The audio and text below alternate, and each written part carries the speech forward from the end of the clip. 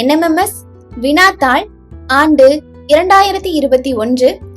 இன்னைக்கு நம்ம சாட் பகுதியில் இருக்கக்கூடிய வினா எண் 91 முதல் 120 வரையிலான விளக்கங்களையும் விடைகளையும் பார்க்கலாம். வினா எண் 91.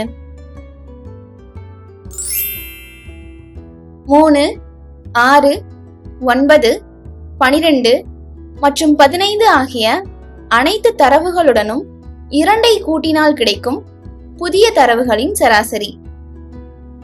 இங்க நமக்கு 5 தரவுகள் கொடுக்கப்பட்டிருக்கு. அந்த 5 தரவுகள்லையும் ஒவ்வொரு தரவு கூடயும் நம்ம 2 கூட்டுறோம். அப்போ கொடுக்கப்பட்ட தரவுகளோட 2 கூட்டினா நமக்கு கிடைக்கக்கூடிய புதிய தரவுகள் என்னென்ன? 3 கூட 2 கூட்டினா 5, 6 கூட 2 கூட்டினா 8, 9 கூட 2 கூட்டினா 11, 12 கூட 2 கூட்டினா 14, 15 கூட 2 கூட்டினா 17. இப்போ நம்ம கிடைச்ச புதிய தரவுகளுக்கான சராசரியை கண்டுபிடிக்கலாம். சராசரியோட சூத்திரம் நமக்கு தெரியும். தரவுகளின் கூடுதல் பை தரவுகளின் எண்ணிக்கை. அப்போ புதிய தரவுகளோட சராசரியை கண்டுபிடிக்க புதுசா கிடைச்சிருக்க தரவுகளை கூட்டி தரவுகளோட எண்ணிக்கையால அதை வகுக்கணும். புதிய தரவுகளை கூட்டுங்க. 5 கூட்டல் 8 கூட்டல் 11 கூட்டல் 14 கூட்டல் 17. மொத்தம் எத்தனை தரவுகள் இருக்கு? 5. அப்ப 55 பை 5 வகுத்துட்டா 11. அப்ப புதிய தரவுகளோட சராசரி 11. இங்க புதிய தரவுகளை கண்டுபிடிக்காமலேயே நம்மளால விடைய சொல்ல முடியும். அது எப்படின்னா, கொடுக்கப்பட்டிருக்க ஒவ்வொரு தரவு கூடயும் 2 அப்படிங்கிற ஒரே மாறிலி தான் கூட்டப்பட்டுட்டே வருது. அப்போ பழைய தரவுகளோட சராசரியை கண்டுபிடிச்சிட்டு அது கூட நம்ம 2 கூட்டினா போதும், நமக்கு விடை கிடைச்சிரும். பழைய தரவுகளோட சராசரி இங்க கூட்டி பாருங்க. 45 பை 5 வகுத்துட்டா 9 கிடைக்குது. இது கூட மாறிலியா கூட்டப்பட்ட அந்த 2 கூட்டினா 11. அப்ப புதிய தரவுகளோட சராசரி 11 தான் இருக்கும். இந்த முறையிலையும் நம்ம விடைய கண்டுபிடிக்கலாம். ஆப்ஷன் பி டிக் பண்ணிக்கோங்க.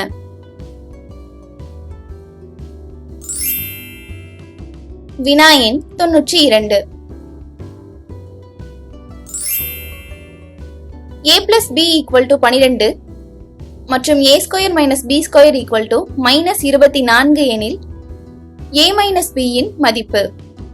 இங்க a+b யோட மதிப்பு கொடுத்திருக்காங்க, a² - b² யோட மதிப்பு கொடுத்திருக்காங்க.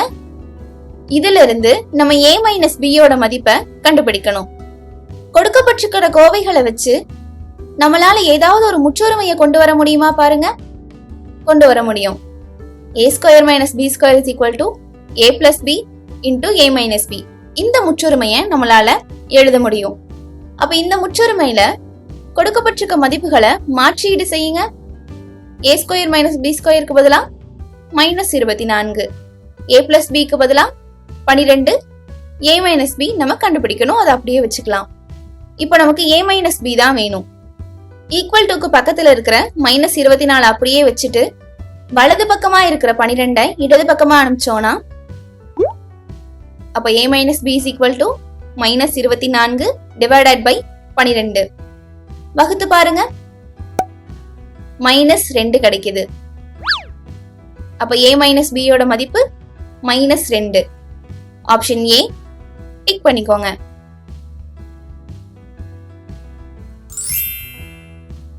வினா எண் 93. தவறான கூற்றை கண்டறியவும். கூற்று ஏ பாருங்க. ஒரு இணைகரத்தில் எதிரெதிர் உட்கோணங்கள் சமம். ஒரு இணைகரத்துல எப்பவுமே எதிரெதிரில் இருக்கக்கூடிய உட்கோணங்கள் சமமா தான் இருக்கும். அப்போ இது சரியான கூற்றுதான். கூற்று சி பாருங்க. ஒரு இணைகரத்தில் எதிரெதிர் பக்கங்கள் சமம். இணைகரம்னாலே எதிரெதிர் பக்கங்கள் இணையாவும் சமமாவும் இருக்கிறது தான் நம்ம இணைகரம் அப்படின்னு சொல்லுவோம். அப்ப கூற்று சியும் சரிதான். கூற்று டி பாருங்க. ஒரு இணைகரத்தில் மூலை விட்டங்கள் ஒன்றுக்கொன்று இரு சமக்கூறிடும். அதாவது ஏபிசிடி அப்படின்னு ஒரு இணைகரம் எடுத்துட்டோம்னா ஏல இருந்து சிக்கு வரையக்கூடிய மூலை விட்டமோ பில இருந்து டிக்கு வரையக்கூடிய மூலை விட்டமோ ஒன்னு வெட்டி போகும்போது இன்னொரு மூலை விட்டத்தை சரியா பாதியா பிரிச்சுட்டு போகும் அப்படின்னு சொல்றாங்க. இப்ப உதாரணத்துக்கு ஏசி அப்படிங்கிறது 4 சென்டிமீட்டரா இருந்துச்சுன்னா பிடி கரெக்டா அந்த ஏசி மூலை விட்டத்தை 2 அப்படின்னு இரு சம பாதியா பிரிக்கும். இததான் ஒன்றுக்கொன்று இரு சம கூறிடும் அப்படின்னு சொல்லுவாங்க. அப்போ டி கூற்றும் சரிதான். கூற்று பி பாருங்க. ஒரு இணைகரத்தில் உட்கோணங்களின் கூடுதல் 180 டிகிரி. இது தவறான கூற்று.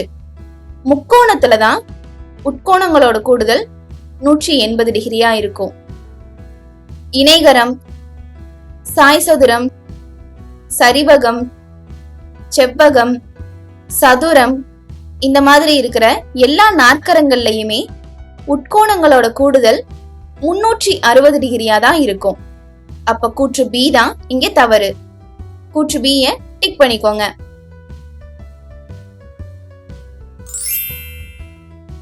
வினா எண் 94.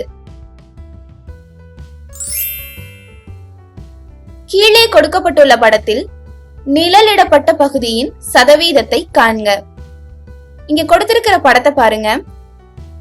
ஒரு சதுரத்தை 4ஆ பிரிச்சு கிடைக்கிற குட்டி குட்டி சதுரங்களையும் சரிபாதியா 2ஆ பிரிச்ச மாதிரி குட்டி குட்டி முக்கோணங்களா கொடுத்திருக்காங்க. அப்போ இங்க மொத்தம் 8 சமபரப்புள்ள முக்கோணங்கள் கிடைச்சிருக்கு. அதுல 4 முக்கோணங்கள் நிழலிடப்பட்டு காணப்படுது. அப்ப 8ல 4 அப்படிங்கிறது 8ஓட சரிபாதி. இந்த படம் முழுவதையும் 100% அப்படின்னு எடுத்துக்கிட்டோம்னா அதுல பாதிக்கு பாதி நிழலிடப்பட்டு காணப்படுது. அப்ப 100%ல பாதி 50% தான். அப்ப ஆப்ஷன் ஏ 50% டிக் பண்ணிக்கோங்க.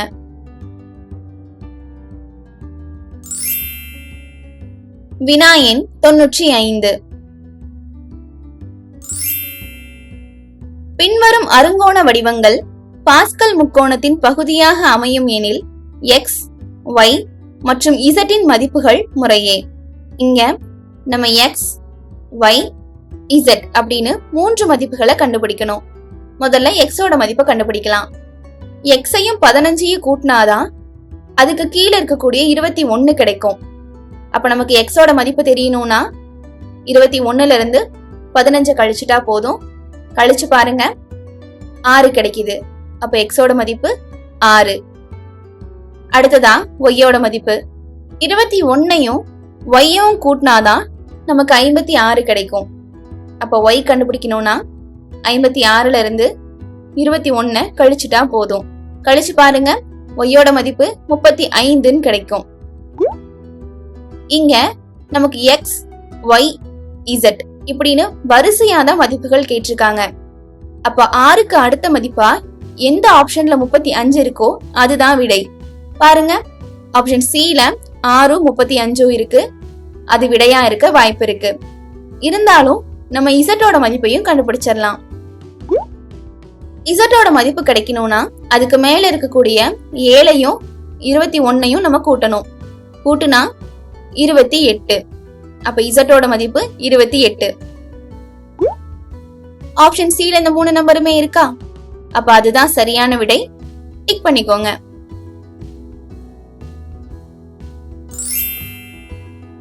வினா எண் 96. படத்தில் கொடுக்கப்பட்டுள்ள முக்கோணம் ஏபிசியில் எக்ஸின் மதிப்பு. இங்க ஒரு முக்கோணம் ஏபிசி கொடுத்திருக்காங்க. பி அப்படிங்கிற புள்ளியில இருந்து டி அப்படிங்கிற ஒரு கோடு நீட்சி அடைஞ்சிருக்கு. அந்த டி அப்படிங்கிற கோடு நீட்சி அடையும் போது டிபிஏ 110 டிகிரி அப்படின்னு ஒரு வெளிக்கோணத்தையும் உருவாக்கி இருக்கு. நம்ம எக்ஸ் தான் கண்டுபிடிக்கணும். நமக்கு ஏற்கனவே தெரியும், வெளிக்கோணம் ஈக்குவல் டு இரு உள்ளதிர் கோணங்களின் கூடுதல்.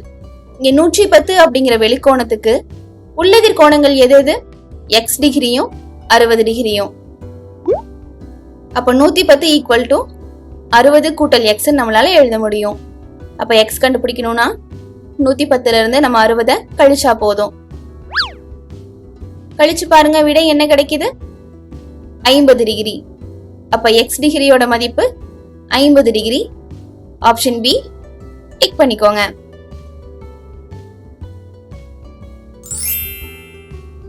வினா எண் 97.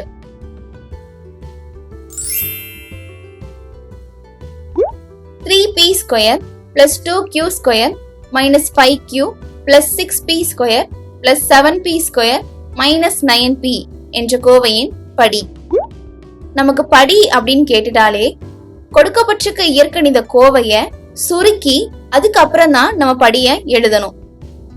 முதல்ல அடைப்பு குறிகளுக்குள்ள வெளியில இருக்க குறிகளை வச்சு பெருக்கிக்கோங்க. அப்ப நமக்கு என்ன கிடைக்கும்?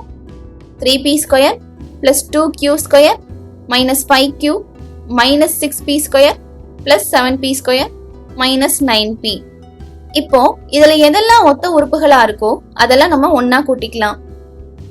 இங்க p ஸ்கொயர் மட்டும்தான் 3 இடங்கள்ல வந்திருக்கு, மத்த எதுவுமே ஒத்த உறுப்புகளா இல்ல. அப்ப p ஸ்கொயரை மட்டும் ஒரு அடைப்பு குறிக்குள்ள போட்டுக்கோங்க. 3p square minus 6p square plus 7p square. இது சுருக்கிட்டா 4p ஸ்கொயர் அப்படின்னு கிடைக்கும். Plus 2q square minus 5q minus 9p. படி அப்படின்னா அந்த இயற்கணித கோவையோட உயரிய அடுக்கு. இங்க 4p ஸ்கொயரோட உயரிய அடுக்கு 2, 2q ஸ்கொயருக்கு 2, மைனஸ் 5qக்கு 1, மைனஸ் 9pக்கு 1. இது எல்லாத்துலயுமே எது அதிகமா இருக்கு? 2 தான் அதிகமா இருக்கு. அப்ப இங்க கொடுக்கப்பட்டிருக்க கோவையோட படி 2. ஆப்ஷன் பி டிக் பண்ணிக்கோங்க.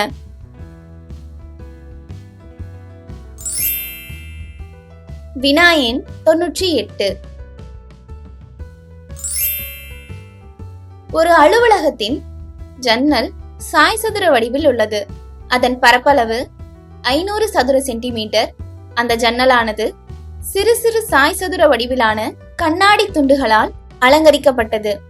அச்சிறு கண்ணாடியின் மூலைவிட்ட அளவுகள் 10 சென்டிமீட்டர் மற்றும் 5 சென்டிமீட்டர் எனில் தேவைப்படும் சிறு சாய்சதுர வடிவ கண்ணாடி துண்டுகளின் எண்ணிக்கை. இங்க ஜன்னலும் சாய்சதுர வடிவில தான் இருக்கு. அதோட பரப்பளவு 500 சதுர சென்டிமீட்டர்னு கொடுத்துட்டாங்க.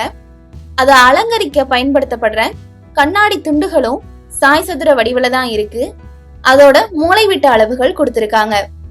அப்போ அந்த சிறு சிறு கண்ணாடி துண்டுகளோட பரப்பளவை கண்டுபிடிச்சு ஜன்னலோட பரப்பளவை நம்ம சிறு சாய்சதுர வடிவ கண்ணாடி துண்டுகளோட பரப்பளவால வகுத்துட்டோம்னா நமக்கு எத்தனை கண்ணாடி துண்டுகள் தேவைப்படும் அப்படிங்கிறது கிடைச்சிரும். இப்ப பாருங்க, ஒரு சாய்சதுர வடிவ கண்ணாடி துண்டோட பரப்பளவை நம்ம கண்டுபிடிக்கலாம். சாய்சதுரத்துக்கு மூலைவிட்டங்கள் கொடுக்கப்பட்டுட்டா அதோட பரப்பளவுக்கான சூத்திரம் 1/2 இன்டூ மூலைவிட்ட அளவுகளோட பெருக்கற்பலன். இத நம்ம 1/2 இன்டூ d1 இன்டூ d2ன்னு எழுதிக்கலாம். இங்க மூலைவிட்ட அளவுகள் என்ன? 10 மற்றும் 5. 10 5 பெருக்கிட்டா 50, 50 2ஆல வகுத்துட்டா 25 சென்டிமீட்டர் ஸ்கொயர். அப்ப ஒரு சாய்சதுர வடிவ கண்ணாடி துண்டோட பரப்பளவு 25 சென்டிமீட்டர் ஸ்கொயர். இப்ப நம்ம ஜன்னலை அலங்கரிக்க தேவைப்படுற சிறு சிறு கண்ணாடி துண்டுகளோட எண்ணிக்கையை பார்க்கலாம். நான் முன்னாடியே சொன்ன மாதிரி ஜன்னலோட பரப்பளவை ஒரு சிறு கண்ணாடி துண்டோட பரப்பளவால வகுத்துட்டோம்னா நமக்கு விடை கிடைச்சிரும். அப்ப 500 டிவைடட் பை 25 வகுத்துட்டோம்னா 20. அப்ப ஜன்னலை அலங்கரிக்க நமக்கு தேவைப்படுற சிறு சிறு சாய்சதுர வடிவ கண்ணாடி துண்டுகளோட எண்ணிக்கை 20. ஆப்ஷன் பி டிக் பண்ணிக்கோங்க.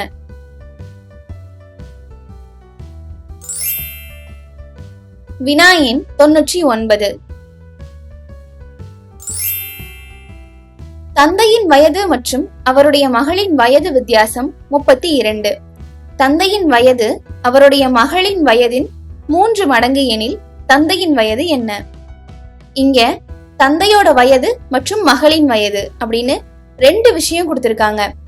அப்ப நமக்கு 2 மாறிகளோட மதிப்புகள் கண்டுபிடிக்கப்படணும். அப்ப இத தீர்க்கிறதுக்கு நமக்கு 2 சமன்பாடுகள் தேவைப்படும்.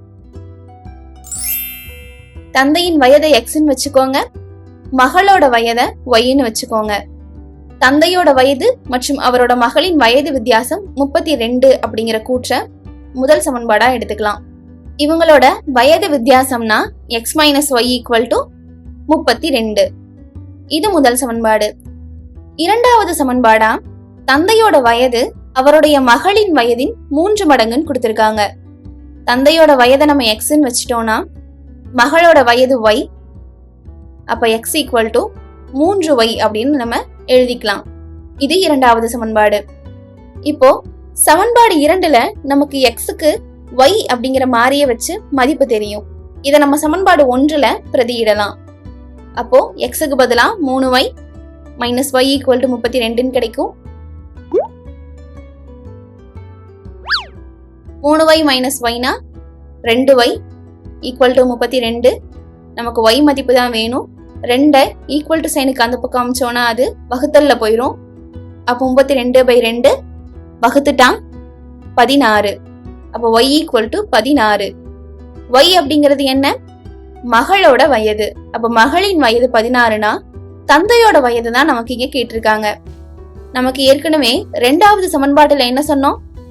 தந்தையோட வயது அவரோட மகளின் வயதின் 3 மடங்கு அப்படின்னு சொன்னோம்.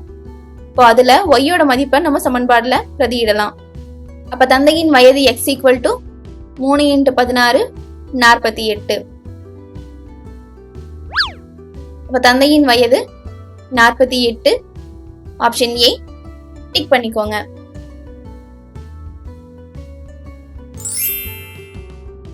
வினா எண் 100.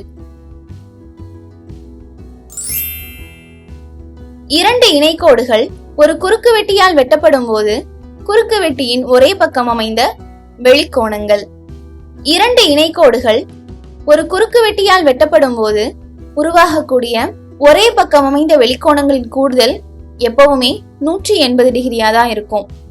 180 டிகிரிய நம்ம மிகை நிரப்பு கோணங்கள், அதாவது காம்ப்ளிமெண்டரி ஆங்கிள்ஸ் அப்படின்னு சொல்லலாம். அப்ப இங்க ஆப்ஷன் ஏ காம்ப்ளிமெண்டரி ஆங்கிள்ஸ் தான் சரியான விடை. டிக் பண்ணிக்கோங்க.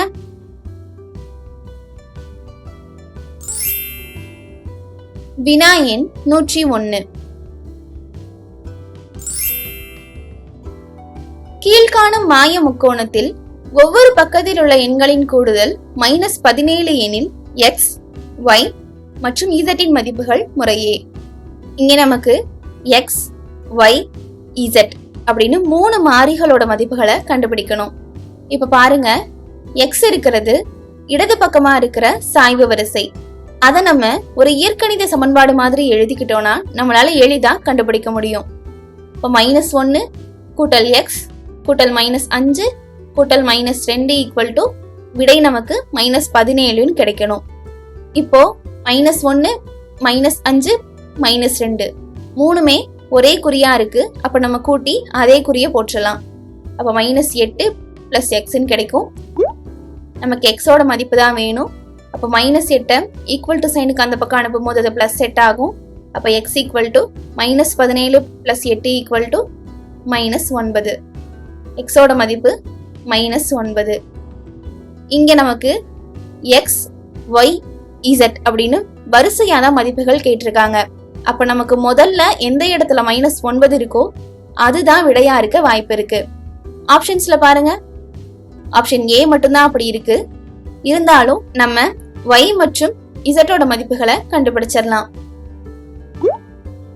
y ஓட மதிப்பு பாருங்க, -2 கூட்டல் -4 கூட்டல் y கூட்டல் -3 கூட்டிட்டா -17 கிடைக்கணும். இதை சுருக்குனா -9 + y ஈக்குவல் டு -17. y ஓட மதிப்பு -17 + 9 அதாவது -8. அதே மாதிரி z ஓட மதிப்பு பாருங்க, -3 + z பிளஸ் -6 பிளஸ் -1 கூட்டினா -17. இடது பக்கத்துல சுருக்கிட்டா -10 கூட்டல் z ஈக்குவல் டு -17 கிடைக்கும். z equal to -17 plus 10 சுருக்கிட்டா -7. அப்ப ஆப்ஷன் ஏல தான் இந்த 3 மதிப்புகளுமே இருக்கு. அப்ப ஆப்ஷன் ஏவை டிக் பண்ணிக்கலாம்.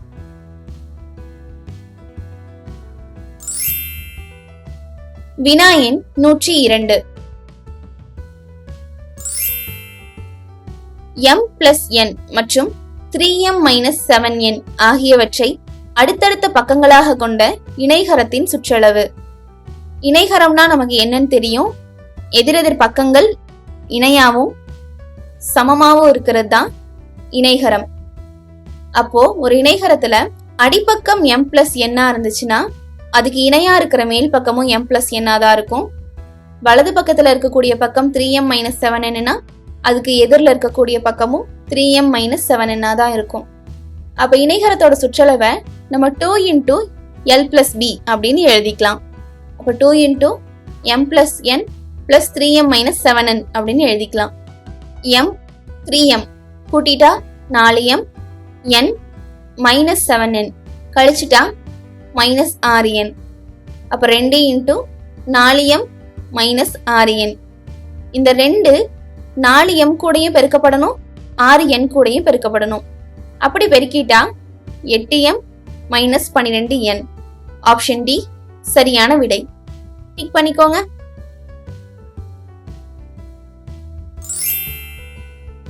வினா எண் 103. ஒரு போட்டித் தேர்வில் ஒவ்வொரு சரியான விடைக்கும் 1 மதிப்பெண் மற்றும் ஒவ்வொரு தவறான விடைக்கும் -1 மதிப்பெண் வழங்கப்படுகிறது. ஒரு மாணவர் அனைத்து வினாக்களுக்கும் விடையளித்தார். அவர் 126 வினாக்களுக்கு சரியான விடையளித்த போதிலும் அம்மாணவர் பெற்ற மதிப்பெண் 94 ஆகும் எனில் தவறாக விடையளித்த வினாக்களின் எண்ணிக்கை என்ன? இத ஒரு சின்ன நம்பரை வச்சு ஒரு எக்ஸாம்பிள் பார்க்கலாமா? ஒரு எக்ஸாம்ல 7 கேள்விக்கு விடையளிச்சிருக்காரு.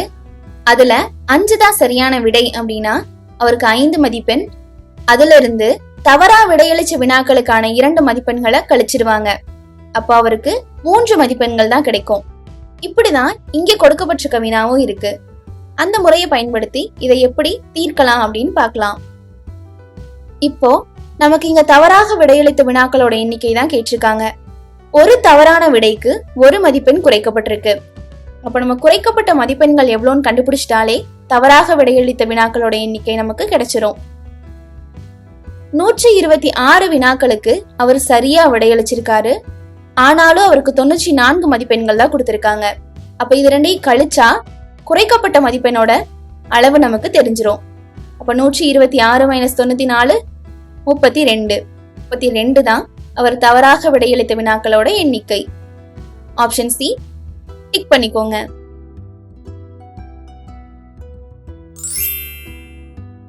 வினா எண் 104. முதல் 10 இயல் எண்களின் சராசரி. முதல் 10 இயல் எண்கள்னா என்ன? 1 இருந்து 10 வரைக்கும். முதல் 10 இயல் எண்களின் சராசரி. 1 இருந்து 10 வரைக்குமான கூடுதல். இங்க 10 எண்கள் கொடுத்திருக்காங்க. அதனால நம்ம தரவுகளோட எண்ணிக்கைய 10ன்னு வச்சுக்கலாம். அப்ப 55/10 = 5.5. பகுதியில 0 கொண்ட எண்கள் வந்துச்சுனாலே வலது பக்கமா இருக்கக்கூடிய தசம புள்ளி எத்தனை பூஜ்ஜியங்கள் இருக்கோ அந்த அளவுக்கு இடது பக்கமா நகரணும். இதை ஞாபகம் வச்சுக்கோங்க. அப்ப முதல் 10 இயல் எண்களின் சராசரி என்ன? 5.5. ஆப்ஷன் டி டிக் பண்ணிக்கோங்க.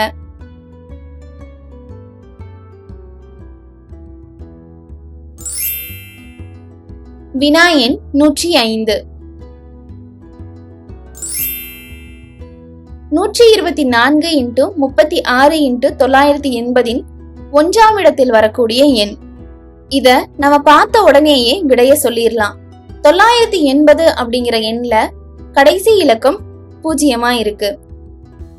ஏதாவது ஒரு எண்ணோட 1ஆம் இலக்கம் 0 இருந்தாலும் அதை பெருக்கி வரக்கூடிய விடையில 1ஆம் இலக்கம் கண்டிப்பா 0 தான் இருக்கும்.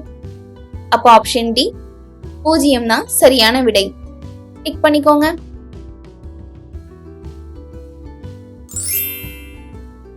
வினா எண் 106. ஒரு நாடாச் சுருளின் நீளம் 18 3/4 மீட்டர். 4 முழு சுருள்கள் மற்றும் ஒரு சுருளில் 1/3 பகுதியின் மொத்த நீளம் என்ன? இந்த வினாவுக்கு நம்ம எளிதா விடைய கண்டுபிடிச்சிட முடியாது. அதனால முடிஞ்ச வரைக்கும் இந்த மாதிரியான வினாக்களை கடைசியா தீர்க்கிறது தான் சரியான வழிமுறை. இருந்தாலும் இப்ப இதுக்கான விடையை நம்ம எப்படி கண்டுபிடிக்கிறதுன்னு பார்க்கலாம். ஒரு நாடா சுருளோட நீளத்தை 18 3/4ன்னு கலப்பு பின்னமா கொடுத்திருக்காங்க. இதை நம்ம தகா பின்னமா மாத்திரலாம். அப்ப 18 × 4 கூட்டல் 3. 18 × 4 தான் 72 கூட்டல் 3/4 அப்போ 75/4. முழு நாடாச்சுருளோட நீளம் 75/4 மீட்டர். அப்ப 4 முழு சுருள்களோட நீளம் என்னவா இருக்கும்? இதை 4ஆல பெருக்கிட்டா போதும். அப்ப 4 × 75/4 4 கேன்சல் ஆயிரும். அப்ப 75 மீட்டர். அப்ப 4 முழு சுருள்களோட நீளம் 75 மீட்டர். இது மட்டும் நமக்கு பத்தாது. ஒரு சுருளல 1/3 பகுதி அதோட நீளமும் நமக்கு தெரியணும். 75/4ல 1/3 பங்கு. அப்ப 75/4 × 1/3. 3ஐயும் 75ஐயும் அடிச்சு கொடுத்துட்டா 25 வந்துடும். அப்ப 25/4. இப்ப 4 முழு சுருள்களோட நீளத்தையும் ஒரு சுருள்ல 1/3 பங்கு நீளத்தையும் நம்ம கூட்டிட்டா நமக்கு விடை கிடைச்சிரும். அப்ப 75 கூட்டல் 25/4 மீசியமா எடுங்க. அப்ப 75ஐயும் நம்ம 4ஆல பெருக்கணும். 75 4ஆல பெருக்கினா 300 கூட்டல் 25/4 அப்ப 325/4. இங்க விடைகள் எல்லாமே கலப்பு பின்னத்துல கொடுத்திருக்கனால இந்த தகா பின்னத்தையும் நம்ம கலப்பு பின்னமா மாத்தணும். கலப்பு பின்னமா மாத்திட்டா 81 1/4 மீட்டர். ஆப்ஷன் ஏ டிக் பண்ணிக்கோங்க.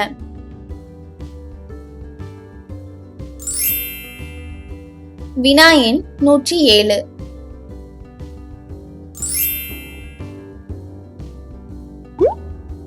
(4/3 -3/2 கூட்டல் -5/3 வகுத்தல் 30/2 கூட்டல் -12/9 இன்ட்டு -27/16 சுருக்கப்பட்ட மதிப்பு.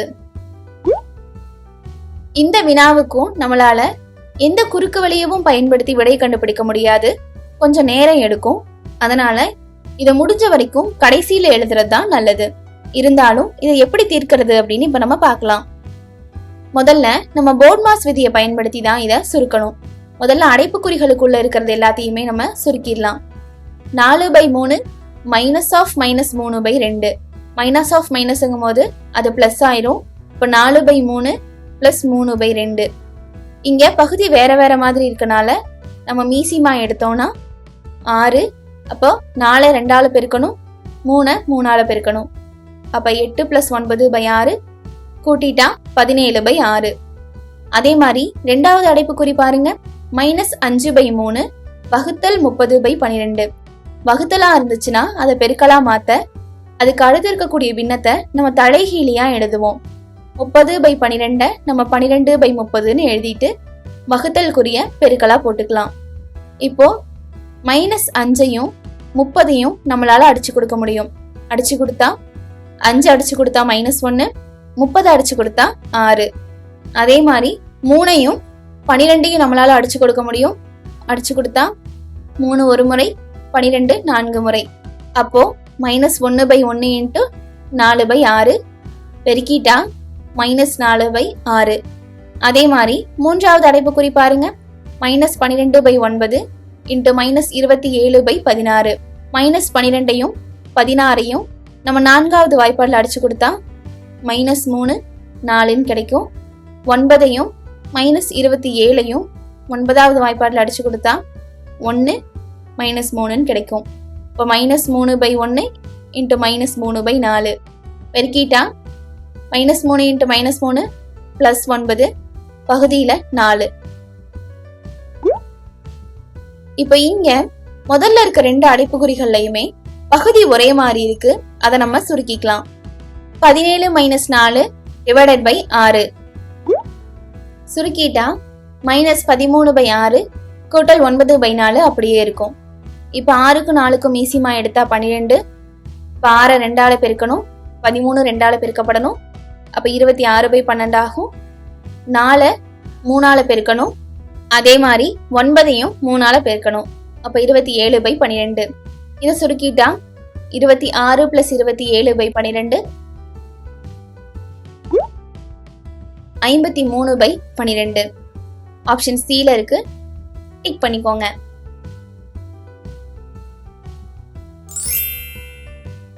வினா எண் 108. ABC ஆனது ஒரு பிதாகரஸ் மூன்றன் தொகுதி. மேலும் A = m² - n² மற்றும் B = 2mn எனில் C இன் மதிப்பு என்ன? பிதாகரஸ் மூன்றன் தொகுதினாலே நமக்கு என்னன்னு தெரியும், a² + b² = c² இருக்கணும். இங்க A மற்றும் B யோட மதிப்புகள் கொடுத்திருக்காங்க. அப்ப அத இந்த சமன்பாட்டில் நம்ம பிரதியிடலாம். a² னா m² - n² the whole square plus b² னா 2mn the whole square equal to c² இருக்கணும். நமக்கு c² தான் வேணும். அப்போ m² - n² the whole square a - b the whole square இந்த ஃபார்முலா படி பிரிச்சு எழுதணும்னா m⁴ - 2m² n² plus n⁴ னு கிடைக்கும். 2mn the whole square 4m² n² கிடைக்கும். இப்ப இங்க m² மற்றும் n² இருக்கிறது 2 உறுப்புகள் இருக்கு. -2m² n² plus 4m² n². இதை நம்ம சுருக்கிட்டோம்னா +2m² n² கிடைக்கும். அப்போ m⁴ plus 2m² n² plus n⁴. இந்த மதிப்பை நம்ம a plus b the whole square ஃபார்மட்ல எழுத முடியுதா பாருங்க. முடியுது. அப்ப c² = m² plus n² the whole square. நமக்கு c யோட மதிப்பு தான் வேணும். அதனால 2 பக்கமும் வர்க்கமூலம் எடுத்தோம்னா c² c மாறும். இந்த பக்கமும் √2 கேன்சல் ஆகி வெறும் m² plus n² நமக்கு கிடைச்சிரும். அப்போ c யோட மதிப்பு m² plus n². Option D tick பண்ணிக்கோங்க.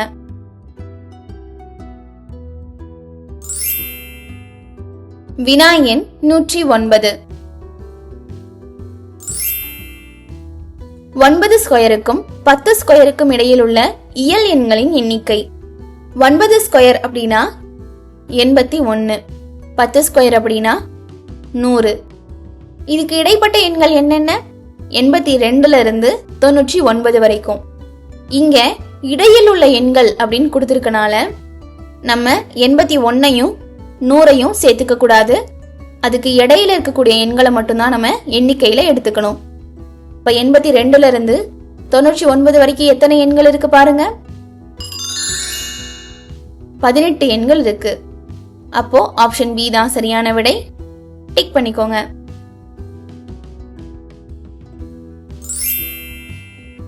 வினா எண் 110. 2 ஆண்டுகளுக்கு கூட்டுவட்டிக்கும் தனிவட்டிக்கும் இடையே உள்ள வித்தியாசம். 2 ஆண்டுகளுக்கு கூட்டுவட்டிக்கும் தனிவட்டிக்கும் இடையே உள்ள வித்தியாசம் p × r/100 ஹோல் பவர் 2. இங்க 2 வருஷம்னு கொடுத்திருக்கனால அடுக்குலையும் 2 வரணும் அப்படிங்கறத நீங்க ஞாபகம் வச்சுக்கணும். அப்ப ஆப்ஷன் பி தான் சரியான விடை. டிக் பண்ணிக்கோங்க.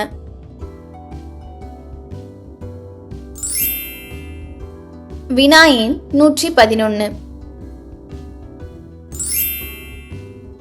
மருத்துவ வெப்பநிலை மானியானது குறைந்தபட்ச வெப்பநிலையாக டேஷ் வெப்பநிலையையும் அதிகபட்ச வெப்பநிலையாக டேஷ் வெப்பநிலையையும் அளக்கக்கூடியது. இங்க கொடுத்திருக்கிற ஆப்ஷன் எல்லாமே டிகிரி செல்சியஸ்ல இருக்கனால அதனுடைய வரம்பு மட்டும் நம்ம கரெக்டா எழுதணும். மருத்துவ வெப்பநிலை மானி அப்படின்னு சொல்லும்போது அதோட குறைந்தபட்ச வெப்பநிலை 35 டிகிரி செல்சியஸாவும் அதிகபட்ச வெப்பநிலை 42 டிகிரி செல்சியஸாவும் இருக்கும். அப்ப ஆப்ஷன் ஏ தான் சரியான விடை. டிக் பண்ணிக்கோங்க. இதுவே ஃபாரன்ஹீட்ல கொடுத்திருந்தாங்கன்னா அதோட வரம்பு 94 டிகிரி ஃபாரன்ஹீட்ல இருந்து 108 டிகிரி ஃபாரன்ஹீட் வரைக்கும் இருக்கணும்.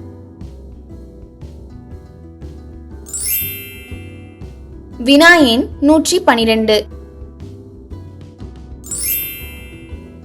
ஒரு மாரத்தான் ஓட்டப்பந்தய வீரர் 42 கிலோமீட்டர் தூரத்தினை 6 மணி நேரத்தில் கடக்கிறார் எனில் அவரின் வேகம். இங்க தொலைவு கொடுத்துட்டாங்க, அவர் கடந்த நேரம் கொடுத்துட்டாங்க.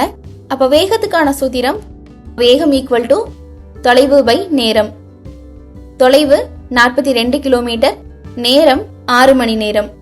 இங்க தொலைவு கிலோமீட்டர்ல கொடுத்திருக்கனால நேரத்தை நம்ம மணியாவே வச்சுக்கலாம். அத வினாடிகளுக்கும் நிமிடங்களுக்கும் மாற்றக்கூடிய அவசியம் இல்ல. அப்ப 42/6 சுருக்கிட்டா 7. அப்ப வேகம் 7 கிலோமீட்டர் பை மணி. ஆப்ஷன் டி டிக் பண்ணிக்கோங்க.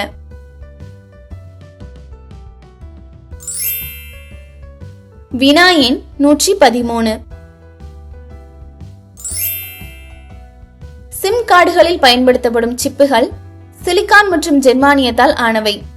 ஏனெனில் அவற்றின் டேஷ் நற்கடத்திகள் மற்றும் காப்பான்களுக்கு இடையில் அமைந்திருக்கும். சிம் கார்டு, கம்ப்யூட்டர் மற்றும் ஏடிஎம் கார்டுகள்ல பயன்படுத்தக்கூடிய சிப்புகள்ல சிலிக்கான் மற்றும் ஜெர்மானிய போன்ற குறை கடத்திகள், அதாவது செமிகண்டக்டர்ஸ், இது மின்சாரத்தை கடத்தும். ஆனா நற்கடத்திகள் மாதிரி ரொம்ப நல்லாவும் கடத்தாது, இல்ல காப்பான்கள் மாதிரி கடத்தாமையும் இருக்காது. ஒரு அளவுக்கு மின்சாரத்தை கடத்தும். அததான் அதோட மின் கடத்து திறன் அப்படின்னு சொல்றோம். இந்த மின் கடத்து திறன் நற்கடத்திகளுக்கும் காப்பான்களுக்கும் இடையில இருக்கனாலதான் இத சிம் கார்டுகள்லயும் ஏடிஎம் கார்டுகள்லயும் இல்ல கம்ப்யூட்டர்ல இருக்கிற சிப்ல எல்லாம் பயன்படுத்துறாங்க. அப்ப ஆப்ஷன் சி மின் கடத்து திறன் தான் சரியான விடை. டிக் பண்ணிக்கோங்க.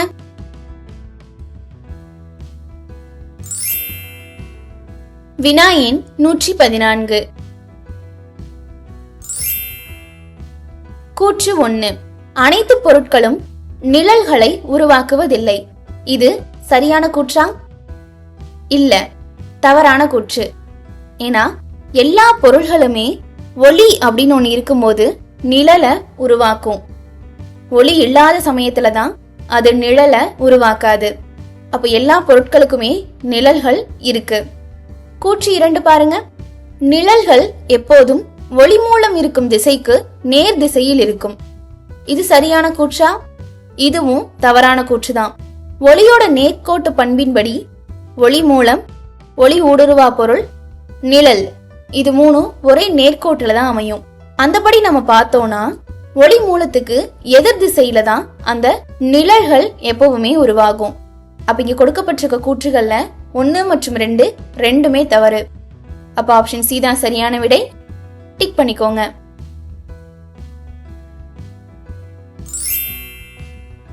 வினா எண் 115.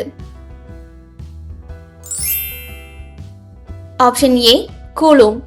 கூலும் அப்படிங்கிறது மின் நூட்டத்தோட அலகு. அதை நம்ம ஸ்மால் லெட்டர் Q ஆல குறிப்போம். அப்ப ஏ 4ஓட இணைஞ்சிரும். B ampere.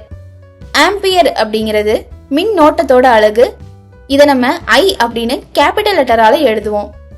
அப்போ பி அப்படிங்கிறது 3ஆவதோட இணைஞ்சிரும்.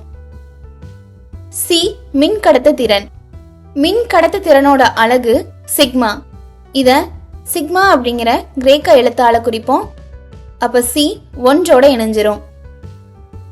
டி பாருங்க, ஓம். ஓம் அப்படிங்கிறது மின் தடையோட அலகு. அதை நம்ம ஓம்கான சிம்பிளை வச்சுதான் குறிப்போம். அப்ப டி 2ஆவதோட இணைஞ்சிரும். அப்ப சரியான வரிசை என்ன? 4, 3, 1, 2. ஆப்ஷன் பி டிக் பண்ணிக்கோங்க.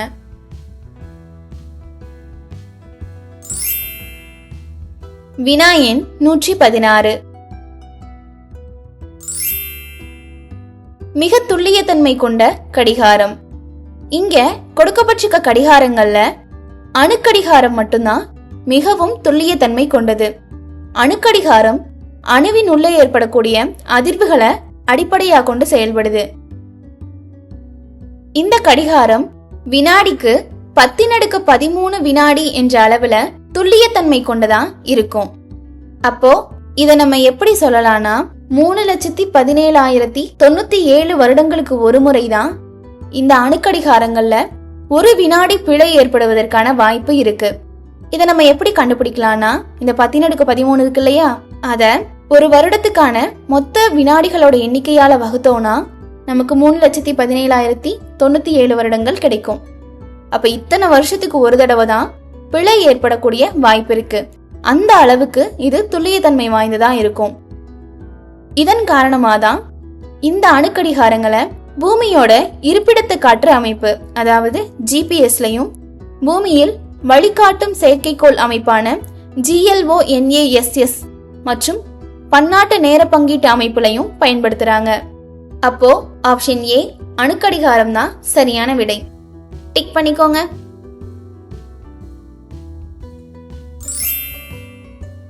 வினா எண் 117.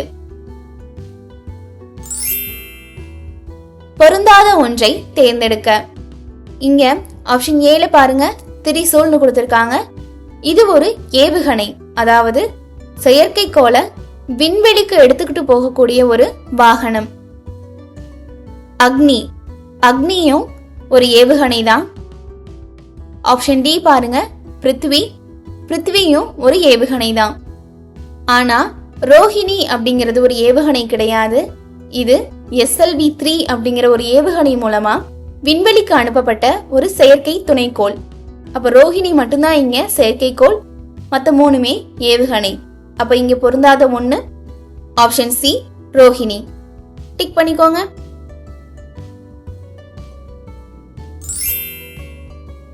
வினா எண் 118.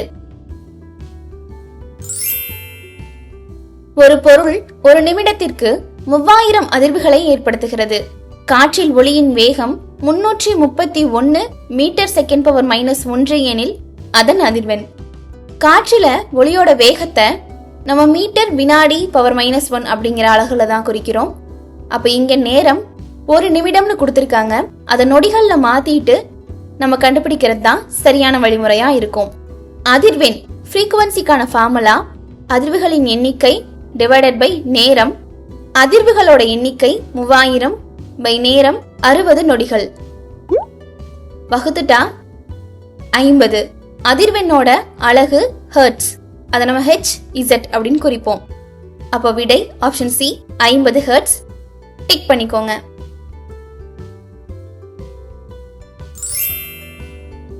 வினா எண் 119. ஒரு ஒளி ஊடுருவும் கண்ணாடியின் ஒளிவிலகல் எண் 1.5 எனில் அதன் வழியே செல்லும் ஒளியின் திசைவேகம். ஒளிவிலகல் எண் மியூக்கான ஃபார்முலா என்னன்னா, வெற்றிடத்தில் ஒளியின் திசைவேகம் டிவைடட் பை ஊடகத்தில் ஒளியின் திசைவேகம். இப்போ நமக்கு ஒளிவிலகல் எண் 1.5 தெரியும். வெற்றிடத்தில் ஒளியின் திசைவேகம் நீங்க மனப்பாடமா வச்சுக்கணும். அதோட மதிப்பு 3 × 10⁸ டிவைடட் பை கொடுக்கப்பட்டிருக்க ஊடகத்துல இருக்கக்கூடிய ஒளியின் திசைவேகத்தை நம்ம கண்டுபிடிக்கணும். அதை வீண் வச்சுக்குவோம். இப்போ 1.5 = 3 × 10⁸ டிவைடட் பை v. நமக்கு v தான் வேணும். அப்போ v இடது பக்கமா அமைச்சோம்னா வகுத்தல் இருக்கிறது பெருக்கல்ல போயிடும். 1.5 இடது பக்கத்துல இருந்து வலது பக்கமா வரும்போது பெருக்கல்ல இருந்து வகுத்தலா மாறிடும். அப்ப 3 × 10⁸ டிவைடட் பை 1.5. 1.5யும் 3யும் நம்ம அடிச்சு கொடுக்க முடியும். அப்ப ஊடகத்துல ஒளியோட திசை வேகம் v = 2 × 10⁸ metre second power -1. Option B தான் சரியான விடை. டிக் பண்ணிக்கோங்க.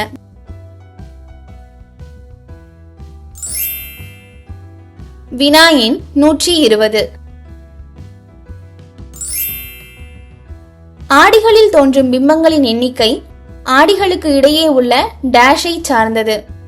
எப்பவுமே ஆடிகள்ல தோன்றக்கூடிய பிம்பங்களின் எண்ணிக்கை அந்த ஆடிகளுக்கு இடையேயான சாய்வு கோணத்தை தான் சார்ந்திருக்கும்.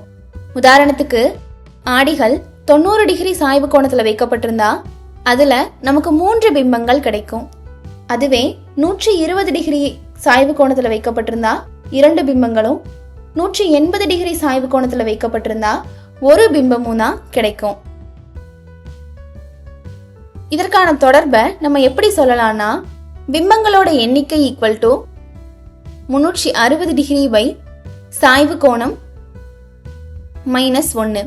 இந்த சாய்வு கோணத்தை நம்ம தீட்டா அப்படின்னு சொல்லிக்கலாம். அப்போ பிம்பங்களோட எண்ணிக்கைக்கான ஃபார்முலா 360 டிகிரி பை தீட்டா -1. இப்போ சரியான விடை இங்க ஆப்ஷன் ஏ, சாய்வு கோணத்தை சார்ந்தது. டிக் பண்ணிக்கோங்க.